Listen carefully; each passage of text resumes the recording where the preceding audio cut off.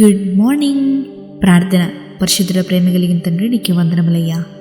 దేవా, రాత్రి కలుపు సమయం అంతా నీ రెక్కల చాటున కాచి కాచి కాపాడవయ్యా.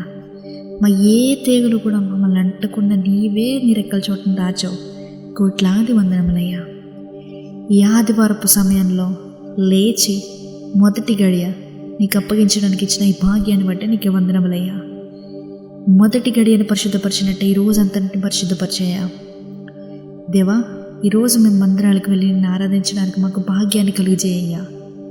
దేవా, మాలో సైతాన్ శక్తులు ఉండుండొచ్చు. చర్చికి వెళ్ళాలని ఉంది కానీ వెళ్ళలేకపోతున్నా అనే భారంతో ఉండుండొచ్చు.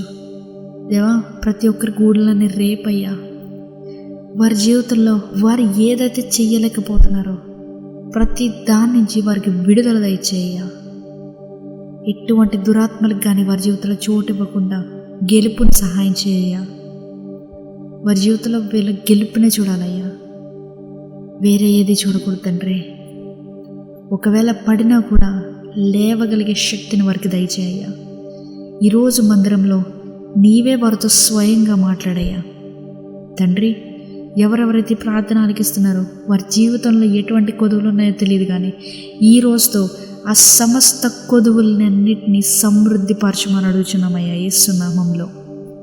దేవా, ఈ రోజునంతటిని ఆశీర్వదించు, దీవించు. ఈ విశ్రాంతి దినం నాడు నీతో గడిపే ఈ భాగ్యాన్ని మాకు అందరికీ దయచేయమని నజరేయుడైన యేసుక్రీస్తు నామములో అడిగి వేడుకొంచున్నాము పరలోకపు తండ్రి. ఆమేన్.